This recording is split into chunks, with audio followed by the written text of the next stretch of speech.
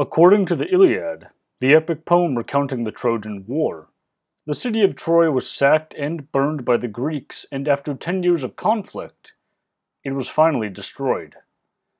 The city was then believed to be lost, and this seems to be backed up by the famous excavations undertaken by Heinrich Schliemann in the 1870s, when he discovered the city of Troy. And yet, we have plenty of references in Greek and Roman sources that the city of Troy did in fact exist. There is sometimes a sacred geography associated with this city, as demonstrated by Plutarch's account that Alexander the Great visited the tomb of Achilles, found the hero's armor, and put it on.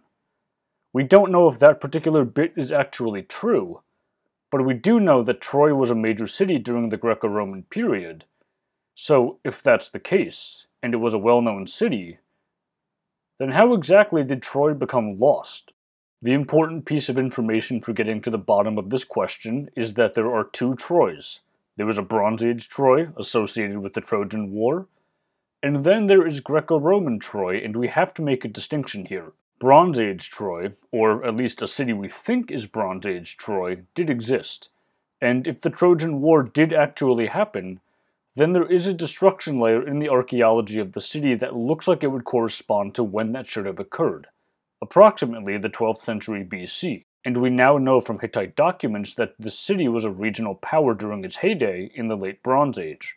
Greco-Roman Troy gets its start, as far as we can tell from the archaeology, sometime around the late 8th or the early 7th century BC, right when Greek colonization was beginning to occur. And we know that because a group of Greeks settled there, and we found the material remains. For the next 1500 years or so, the city of Troy was firmly situated in the broader Greco-Roman world. What was not clear then, however, and what was not clear in the modern day up until about the 19th century, was whether or not Bronze Age Troy existed, and if it did, if it was the same city as Greco-Roman Troy. We now know that there is a city beneath Greco-Roman Troy which has the correct dates, so this probably is the case, and we'll cover why it's probably and not definitely at the end of this video. But how did the disconnect come to be in the first place? The city of Troy is situated on the archaeological site of Hisarlik, which originally was the citadel of the city, and then the rest was gradually uncovered around the initial mound.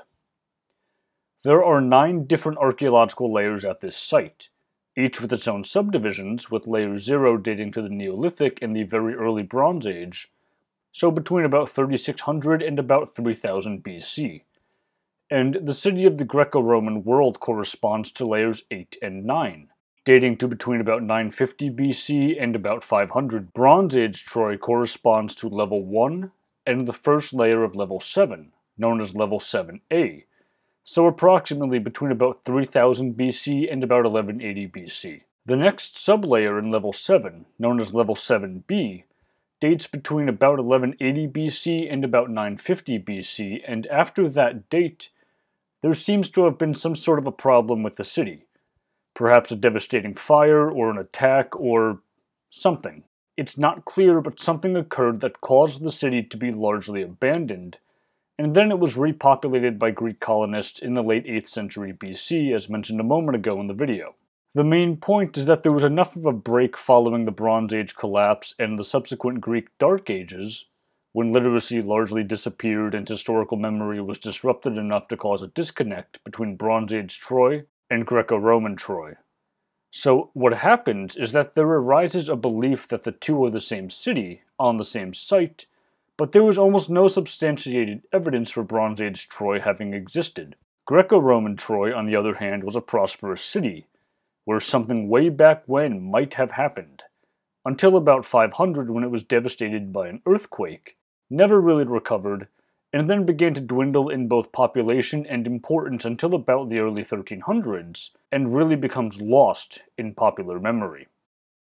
About 300 years later, though, in the early 1600s, Troy starts coming back into the historical memory as a real city, but eventually, we encounter a very serious problem for identifying Troy. Europeans began traveling to the region of the Troad, and initially, the ruins of Alexandria Troas were thought to be the ruins of Troy.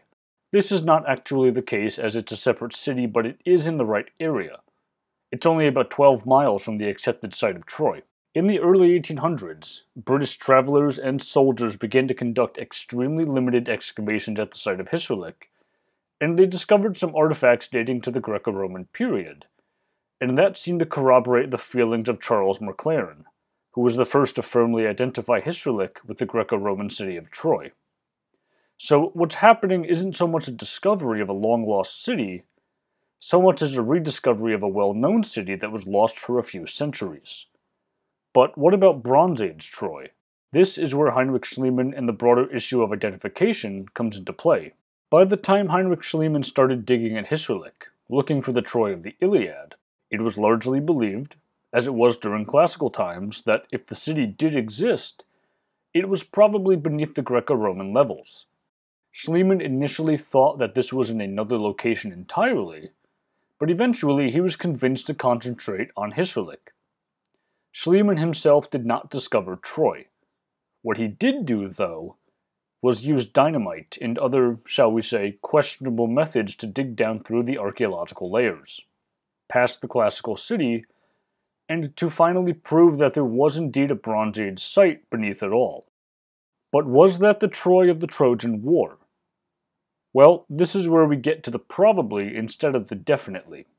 He certainly conflated the city of legend with the archaeology that he found, and there are other documents from the period which mention conflicts concerning a large city, and this is the only site in the region that really fits that description more or less. But some specialists are not entirely certain, and the reason for their doubt is that Bronze Age cities tended to have large archives. It's part of why, for example, we know that Hattusha, capital of the Hittite kingdom, is actually Hattusha and not some other city. But that has not been found at Troy, hence the reason for doubt. If this is the Troy of the Trojan War, though, then where is that archive? If it exists, it's probably in the backdirt from Schliemann's excavations, blown to bits by dynamite. The classical city of Troy, though, was never really lost, and Schliemann just confirmed what had long been suspected. The reason we think of it as lost, quote-unquote, is again, largely thanks to Heinrich Schliemann. He claimed it was long lost, and largely credited himself with its discovery.